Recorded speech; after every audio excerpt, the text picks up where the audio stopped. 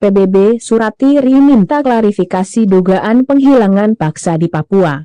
CNN Indonesia Sabtu, 12 Februari 2022 pukul 15:10 WIB.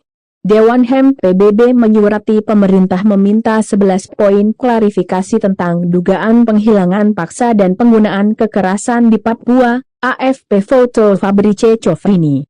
Jakarta, CNN Indonesia. Dewan HEM PBB menyurati pemerintah Indonesia untuk meminta data dan klarifikasi terkait dengan dugaan penghilangan paksa, penggunaan kekerasan berlebihan, penyiksaan, dan pemindahan paksa di Papua dan Papua Barat pada periode 2021 lalu. Dokumen PBB ini diterima CNN Indonesia dari sumber, dan telah dikonfirmasi kepada Kementerian Koordinator Bidang Politik, Hukum dan Keamanan, Kemenko Polhukam.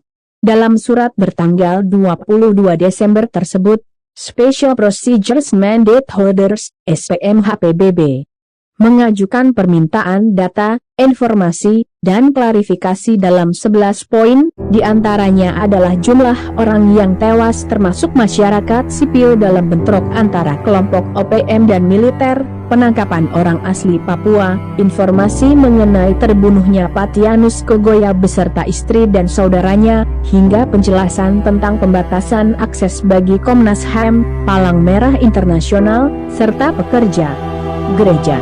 Deputi Bidang Koordinasi Politik Luar Negeri, Rina P. Sumarno membenarkan permintaan PBB tersebut. Itu proses yang biasa.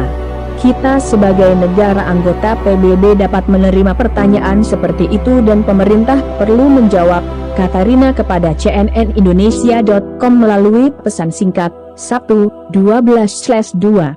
Rina menjelaskan, komunikasi dari SPMH PBB tak hanya dilakukan ke Indonesia, dan PBB bisa meminta informasi pada negara anggota.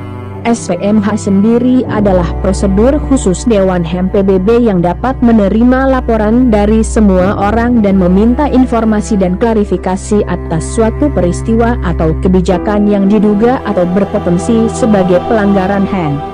Komunikasi kepada pemerintah Indonesia ini bukan yang pertama, dan sudah sering, berkali-kali, pemerintah Indonesia menjawab permintaan informasi dan klarifikasi tersebut, kata dia.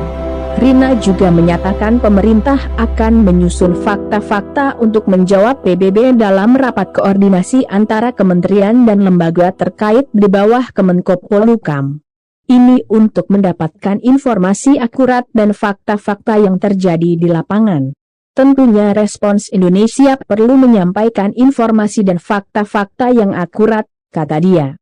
Rapat tersebut semula akan digelar pada Senin, 14 Februari mendatang. Namun, Rina menyebut rapat terpaksa ditunda lantaran banyak anggota yang tidak bisa hadir baik secara langsung maupun daring.